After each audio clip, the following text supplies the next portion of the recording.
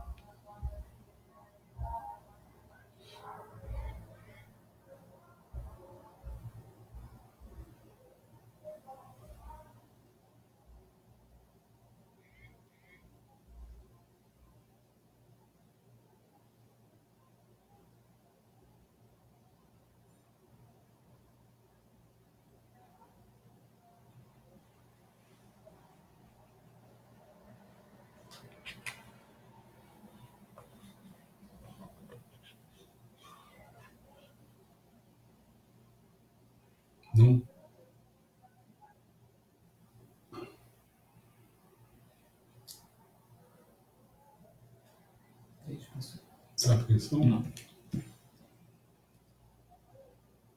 Natasha comentou seu vídeo. Ela chegou, será que ela viu? Não sei. Bom, para mim só tem uma pessoa, né? Que é a minha esposa. Minha esposa diz que tem mais duas pessoas, é isso? Agora são duas. Duas. João Carlos, não. João Carlos entrou. É quando a pessoa não diz boa noite, oi, eu fico sem saber Isso não quem sei. tá. Bom, vamos lá. Hoje, então, o conteúdo é mitologia.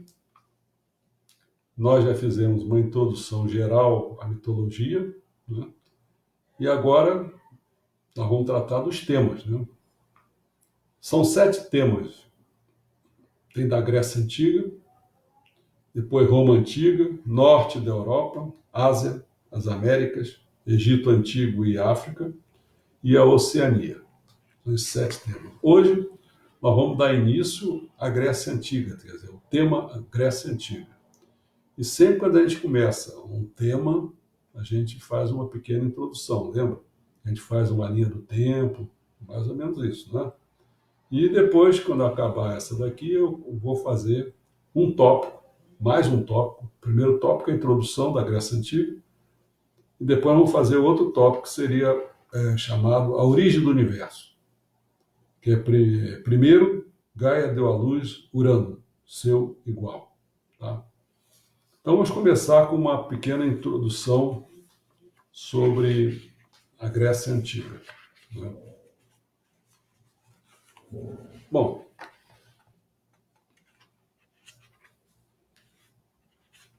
o que a gente pode dizer é o seguinte. Vamos lá. A linha do tempo.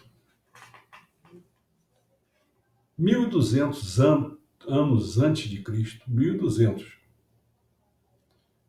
Nós tivemos na Idade do Bronze a queda dos reinos Egeu e Mediterrâneo. Troia destruída pela guerra. Em 800 a.C., aparecem os poemas épicos de Homero, que é a Ilíada e a Odisseia, né? Figura entre as obras mais antigas da literatura ocidental que sobreviveram aos tempos. Depois, 700 a.C., aí vem a Teogonia de Heródoto, Hesíodo. Rastreia as origens e as genealogias de uma vasta gama de divindades gregas. É sobre isso que a gente vai falar hoje, depois dessa postagem aqui, depois desse tópico.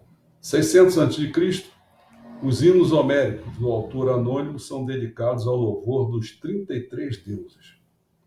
500 a.C., em A Natureza, uma obra de Heráclito, discorre sobre ética, teologia e universo. 432, tudo isso antes de Cristo, né? O templo Partenon é dedicado à deusa Atena e marca o apogeu da Grécia clássica. De 458 a 430, nós tivemos Ésquilo encenando Oresteia, Oresteia. Trilogia que reconta um ciclo de mitos sanguinolentos. 450 a 400 a.C., em Édipo Rei, de Sófocles, contrasta destino e livre-arbítrio. Isso é importante, né? O que é destino, o que é livre-arbítrio? Se o cara já está destinado, cadê o livre-arbítrio dele? E se ele tem o livre-arbítrio, cadê o destino? É uma confusão, né? Então esse Édipo Rei, Sófocles, é muito interessante. É numa história sinistra de assassinato e incesto. As duas coisas. E é complicado, incesto na Grécia.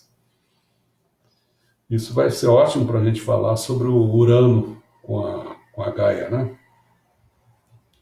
408 a 405, em As Bacantes, Eurípides explora a natureza dual do homem, quer dizer, racional versus a instintiva. 370, Anabase, de Xenofonte, contém a história do rei Midas e seu toque de ouro. 360 a.C., os diálogos de Platão, que é Timeu e Critias, apresentam a ideia da lendária cidade da Atlântida. Apolônio de Rhodes descreve as Argonáuticas, as aventuras de Jasão e os Argonautas, que foi feito em 250 a.C. 146 depois a.C. ainda, a Grécia é derrotada no campo de batalha e encara o domínio romano, levando à integração das duas culturas. Isso foi feito. 30 a.C., Diodoro Sículo inclui o mito de Ícaro e Dédalo em sua biblioteca histórica de 40 livros. Agora, já depois de Cristo, sem depois de Cristo, a biblioteca de Pseudo-Apolódoro documenta uma variedade de lendas e mitos gregos. E 150 depois de Cristo, Pausânias explora locais famosos e a identidade grega em descrição da Grécia. Quando a gente apresenta assim uma linha do tempo, é mais ou menos os tópicos que nós vamos tratar, entendeu? Às vezes fura uma coisa ou outra, né? Mas geralmente é isso, tá certo? Bom, o que mais que a gente tem que falar? Eu teria 3 pontos para falar sobre essa introdução. Eu vou falar uma introduçãozinha. Os antigos gregos entraram no território hoje associado a eles em torno do ano 2000 a.C., quando o Egito ainda era uma grande potência e os minoicos de Creta evoluíam para se tornar uma sociedade altamente sofisticada. Os primeiros migrantes, provavelmente oriundos da Rússia e da Ásia Central, estabeleceram-se no norte montanhoso e no Peloponeso, até o sul, onde a cidade de Mecenas foi fundada em 1600 a.C. Descrita por Homero como rica em ouro, a civilização micênica prosperou graças às rotas de comércio cruzando os mares Egeu e Mediterrâneo. Com o colapso da cultura palaciana da Idade do Bronze e o fim da civilização micênica em 1100 a.C., a Grécia entrou em decadência. Por volta de 800 a.C., as cidades-estados começaram a surgir como centros agrícolas e comerciais. A Grécia tornou-se uma coleção de cidades-estados separadas, como Atenas, Esparta e Corinto, né? Unidas pela mesma língua e pela adoração aos mesmos deuses. Entretanto, a religião grega não era padronizada, não havia um livro doutrinador que dissesse às pessoas como deveriam adorá-los. Sua mitologia era emprestada de seus antepassados. Por exemplo, o mito de Minotauro veio dos minoicos de Creta, e a era micênica foi o cenário para a Guerra de Troia, imortalizado na Ilíada de Homero. Eu falei que faria 3 pontos. O primeiro ponto seria o domínio ateniense. A era clássica grega começou com a queda do poderoso Império Persa, em 479 a.C. Ao derrotar os persas, as cidades-estados de Atenas e Esparta lutaram entre si pelo domínio sobre a Grécia. Por ser mais pujante, Atenas foi cenário de muitos mitos gregos. Nós estamos falando sobre mitologia, então está realçando, tem muitos mitos gregos. desde sua origem sob a proteção da deusa Atena até as histórias como as de Jasão e Medeia. Muitos dos mitos gregos sobreviventes nos chegaram por intermédio de dramaturgos atenienses, desde as tragédias de Ésquilo, Sófocles e Eurípides, no século V a.C., até as comédias de Aristófanes, de 446 até 386 a.C., que ele viveu, e Menandro, 342 a 291 a.C. Essas obras que versaram sobre deuses e heróis, influenciaram escritores como Shakespeare, que nasceu de 1564 a 1616, cujas peças, como O Sonho de uma Noite de Verão e Romeu e Julieta, foram inspiradas no mito grego. A era de domínio grego terminou no século IV a.C., quando o soberano macedônio, da Macedônia, não da Grécia, Alexandre o Grande, construiu o seu império. Graças às conquistas de Alexandre, a cultura e a mitologia gregas ultrapassaram fronteiras, alcançando a Ásia Menor, o Egito, a Mesopotâmia e a Índia. O outro ponto seriam as principais divindades. Foram os poetas Homero e Hesíodo que estabeleceram uma ordem sobre a miríade de deuses e crenças herdadas dos primeiros tempos. Por exemplo, a poesia de Homero, oriunda da tradição oral, foi escrita por volta de 800 a.C., após migrações que se seguiram à ruína da cultura micênica. Seus dois poemas épicos, a Ilíada e a Odisseia, proporcionaram aos gregos uma história, um panteão e as linhas mestras sobre sua conduta de vida. À medida que a família olímpica dos 12 principais deuses que habitavam no Monte Olimpo foi substituindo crenças mais antigas, Homero e Hesíodo lhes atribuíram características e aparências distintas.